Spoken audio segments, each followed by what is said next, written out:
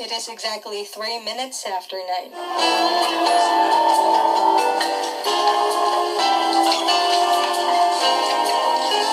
Relax and unwind as we offer you a smorgasbord of delight. We will serve you an array of interesting topics hot off the grill.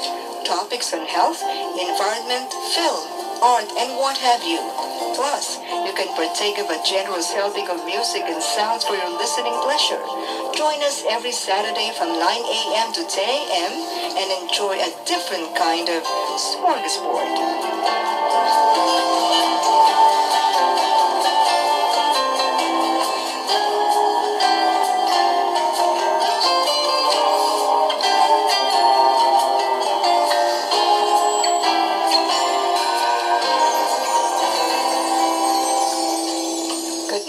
Welcome to our program Smorgasbord. Thank God it's a Saturday once again, a day to rest and unwind from the hustle and bustle of a busy week. So stay tuned and join me, your host, Louis Rosales. And now we have a special edition of Smorgasbord, and for the first time, we are airing live. Hooray! Today we have a special guest, a very impressionable young man. And this guy seems to be someone you would love to bring home to your mother. But life is full of surprises, so don't let looks deceive you. We have none other than Christian Rodsel Bañares, author of the book Haunted Philippines. Hi, Christian. Hi, Louis. Good morning. Good morning. So can you tell us, your listeners, a little about yourself? I'm Christian Rodsel Bañares. You can call me Christian, Chris, or Rodsel. I am that years old. Tell my age, because right. So right now I work in a multinational company as a sales manager. Okay, Chris. We'll call you Chris now. Oh, yeah, Chris. So what made you decide to write horror stories, and was it based on an incident in your life? So could you tell us about this? I became an author of ghost stories because I had experiences with the supernatural, and it started when I was 5. That was 1983. That time, my mom teaches at the public elementary school in Bandi, Bulacan. So I didn't have a nanny that during those times to look after me. So my mother didn't have a choice but to bring me to her school. The school was located near the rice fields. I can still recall the backyard was a picture of forest, as numerous trees and shrubs populate the place. And naturally, the school backyard was a favorite place for kids like me. There were just a few students who went near that area. During class hours, when my mother was very busy teaching, I would play in the school backyard. So, then one day, I noticed a tree that stood out from the others. It had neither leaves nor fruits, but it was kind of perfect. So, I thought that it would serve as a good target to practice my agility in throwing stones. So, I started to pick some stones and walk a few steps from the tree and started throwing the stones. Now, after lunch, my mother accompanied me to a vacant room adjacent to her classroom, and she ordered me to take my afternoon nap. And when she went back to her class and she left me sleeping, I thought that someone was in the room with me and was kind of whispering something in my ear. And suddenly I felt someone pushed me so strong that I was startled and I shouted. I was suddenly wide awake. I stood up and screamed, and I saw an old man inside the room. he was kind of laughing. Yeah, he was laughing. A real scary creature. Well, how did it look like? Dark? I can't remember exactly, but that was an old man. I was 5. 5 years old. Yeah, okay. So I started shouting and crying, and I heard footsteps. My mom and the other students, they went inside the room and asked me what happened. Nagkagulo yung buong class. Nagkagulo. And I told them what happened, and sabi ng mom ko, baka na naginip lang. Sinap na naginip lang. Natakot lang yung bata. But the problem is, it happened again the following day. Okay. And again, it happened. So dumalas, and my parents, they started to worry about it. And somebody advised them na baka napaglaruan yung bata, baka may natuwa. You know, the story about the Encanto or the Nuno. Yeah. Some of your works were used in a horror TV show. What were these stories? Almost all. Sa Wag Kukurap, sa Channel 7. Yeah. Is it still showing right now? No, hindi na. Sige. So, anong klase mga stories ng mga... yung experience ko, yung old man.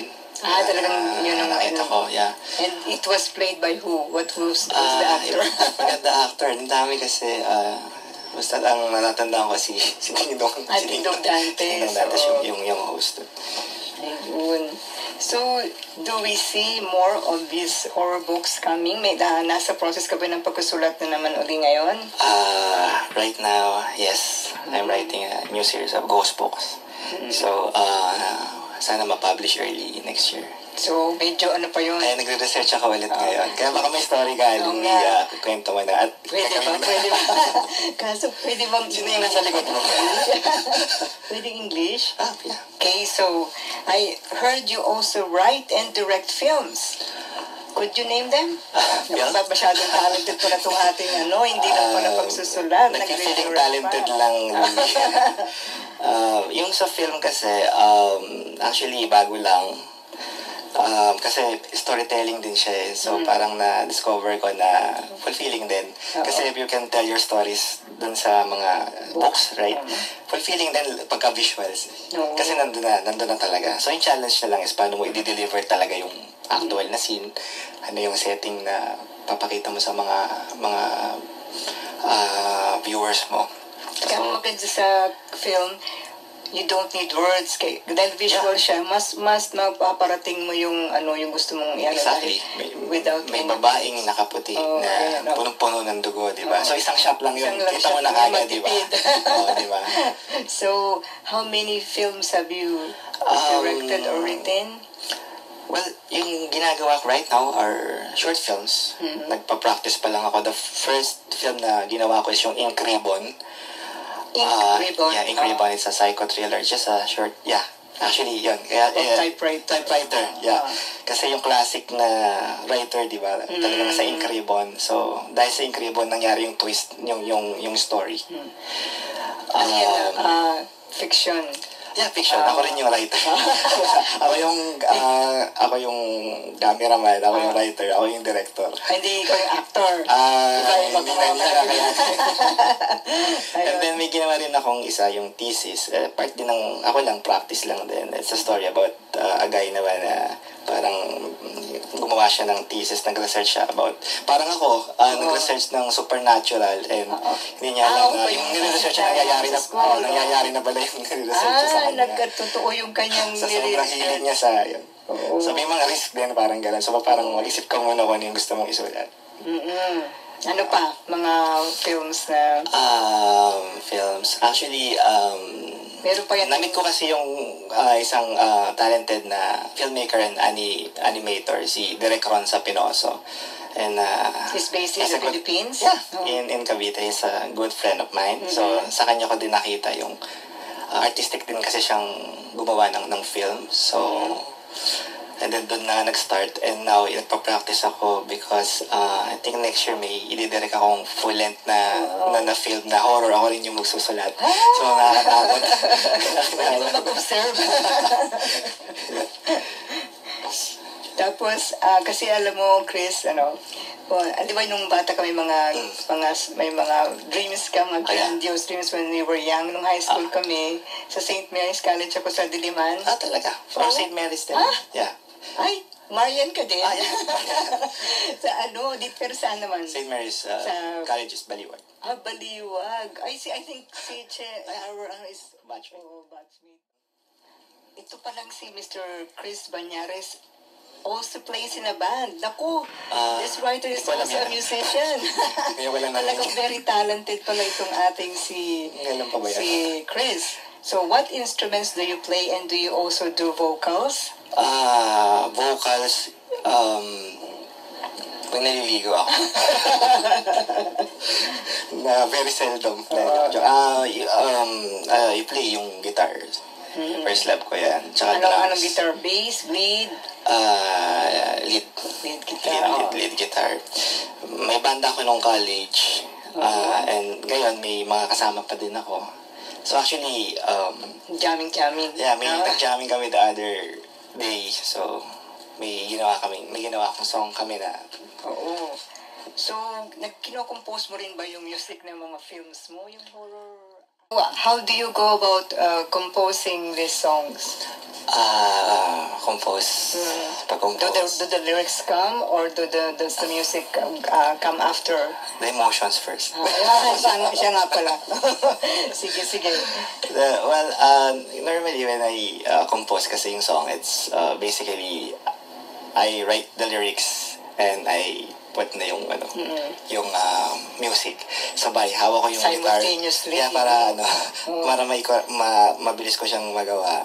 Nilalagyan ko na kagad siya ng dapat mag-jive yung tune ng music dun sa lyrics.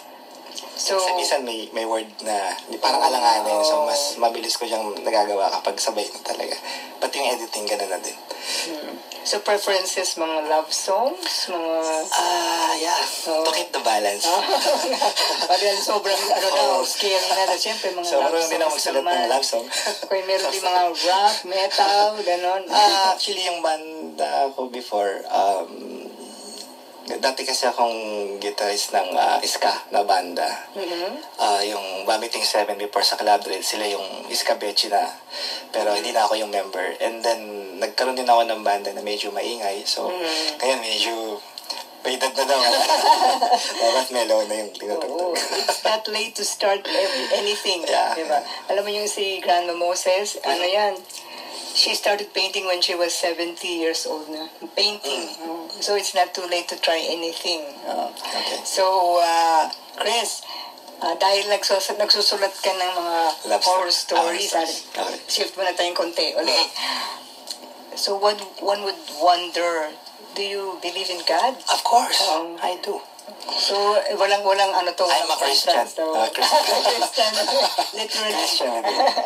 Yeah, so, walang conflict. Walang conflict because actually yun nga, the reason kung bakit man ako nagsusulat, hindi ako natatakot because nagdadasal muna ako to protect myself also. Yun ang best protection yung faith mo. So you also go to Mass? Yeah, of course. And you wear mga medals or for protection? I am saying Benedict kasi they said Benedict medal protects you from the evil spirits. Actually, marami akong na-encounter na St. Benedict yung ginagamit. But sa akin, wala akong medal. It's just yung prayer siguro. Yung faith na nasa akin naman palagi. That's good. So aside from horror stories, what subject matter would you want to write about? And do you want to do other kinds of films? Hindi naman horror. Awag naman horror. Siguro, ma'am, science fiction. Kaya medyo magastos lang. Gravity. Kasi pa-practice din akong mag-create ng yung mga madali lang na mga visual effects. Pero mga simple pa lang. Parang yung mga superheroes. Oo nga. Frustration kasi, di ba? Oo nga. Pero I haven't seen Gravity, pero grabe daw yung visuals ng Gravity. Sandra Bullock and George Clooney. Yeah. Oo. Kasi yung artistic din yung director nun si Alfonso Cuarón eh. So parang kakaiba daw talaga itong ano na to. Although parati marami ng stories about being lost in space, kakaiba itong Gravity. So dahil sa acting ni Sandra Bullock and George Clooney. Tapos yung visuals nga daw. And are you an artist? Do you dabble in drawings, paintings also? Well, yeah. When nasa elementary ko, I draw. also. Nagdo-drawing din ako high school, mga poster, ganyan. Pero nung nag-focus kasi ako sa writing, medyo hindi ko na masyadong natutukan yung pag-drawing. So, pero nandun pa rin siguro yung skill. Kailangan lang ma-practice. Okay. So, Christian, kunyari mag-fast forward tayo. Okay. How would you like to be remembered? What would you want to be your legacy to the world? Legacy? Parang kunyari, after maging scary na tayo, kunyari may dumadaan sa yung tombstone, tapos, yeah. sino yung si Christian Rodsel Banyares na yan? Ano ba yung naging legacy niya sa world? Okay. Siguro simple lang siguro, Louie. Gusto ko maalala nila ako as author or writer ng mga horror stories na natakot ko sila, nakarelate sila, na-excite, na-thrill. But at the same time, na-in-love sila rin sa mga love song naman na sinulat ko. Wow, ang ganda naman. Na-express ko yung emotions and nakarelate sila dun sa mga gusto kong parating na message. And, so yung mga gustong magsulat pala, mag-contribute sa iyong, how can they contact you? Ano lang po ako sa FB. Hindi po ako searchable. Yeah, but nasa FB naman. And meron naman akong YouTube channel na hindi nga siya popular kasi bago pa lang siya. Yung The Puppet Master Chris. So, doon ko nilalagay yung mga film na practice. Yeah. So, mag-iwan lang po kayo ng message doon at magkwentuhan po tayo. Possible, di ba? Talaga, agree. So, do you have any other inspiring messages to your listeners? First, I would like to say thank you for reading my stories and for watching yung mga nagagawa kong mga film, kahit na mga short film lang. Maraming salamat dun sa mga nagme-message. Advice ko lang is yun nga, if you want to write something or meron kayong gustong i-express, like kung love story pa to or whatever, sundin nyo lang kung ano yung masaya kayo. Tuloy nyo lang yan. And kung meron kang gustong marating, basta pagsisikapan, anything naman is possible, di ba? So, hard work and determination. And never let your dream die. Yeah. Libre namang mangarap. Wala namang mawawala. So, if our closing song will be another composition by Rodsel. Oh, yeah. So, we will use this as a closing song for our broadcast today. So, friends, thanks a lot for listening to our program, and we hope you listen again next week for another presentation of Smorgasbord brought to you over 104.3. So what's the title of this song, Chris? The title is Pangako sa Hangin. No, so it's composed by you again? Yeah, I finished this song a couple of days ago. Kayo ko na kumanta? No, ang kakanta nito is si Josephine Hison. Okay. She is the vocalist ng banda ng Fort Gallery. Sila yung kasama ko na nakita mo. Sa Come Together. Napanood mo. Sila yun. Batiin ko rin yung mga band members. Si Enan Angeles, yung gitarista. Si Nero Suarez, yung bassist. And si Ian Barce, yung drummer. Okay. So sila yung mga kasama ko. Sinasama nila ako sa jamming. So ito yung song na ginawa namin. Acoustic yan. So, thanks. Sana magustuhan niyo po. Thanks for gracing our program. You're Thank welcome. you very much. Okay. Thank you.